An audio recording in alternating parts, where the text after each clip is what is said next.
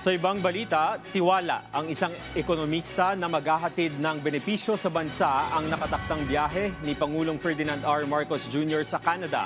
Partikular na rito ang pagbabalik ng sigla ng ugnayan ng Pilipinas sa naturang bansa na nawala umano noong nakaraang administrasyon.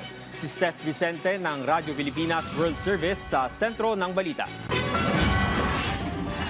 Reset o muling iinit ang relasyon ng Pilipinas at Canada. Yan ang isa sa mga nakikitang ibubunga ng official visit ni Pangulong Ferdinand R. Marcos Jr. sa Canada. Sa panayam ng Radyo Pilipinas World Service kay Filipino-Canadian economist Dr. Michael Batu, malaking pagkakataon nito para maibalik ang namlay na diplomatikong ugnayan ng dalawang bansa matapos ang mga issue noon.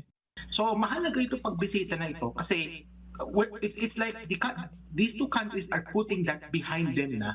Okay. So we're moving on forward now with the in my view para itong reset at a formal level nitong relasyon. So pagiging mainit muli ng relasyon itong dalawang bansa. Bukod sa mga oportunidad na mapalakas ang diplomatikong relasyon, bilateral trade at paghikayat sa mga Canadian investor sa larangan ng artificial intelligence, business process outsourcing at critical minerals, makakasalamuha rin ni Pangulong Marcos ang Filipino community sa Canada.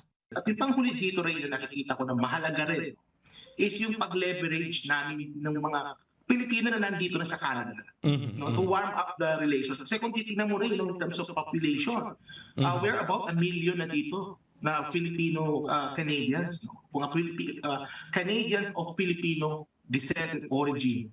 About 1 million na kami dito. Considering population ng Canada was about more than 40 million. So malaking porsyento na rin kami dito. So that can be leveraged para mas lalo pang mapag-init ang relasyon ng dalawang bansa. Isa sa mga dahilan na nakita ng ekonomista na nagpahina sa relasyon ng Pilipinas at Canada ay ang pagbabalik ng Duterte administration sa waste materials ng Canada noong taong 2018.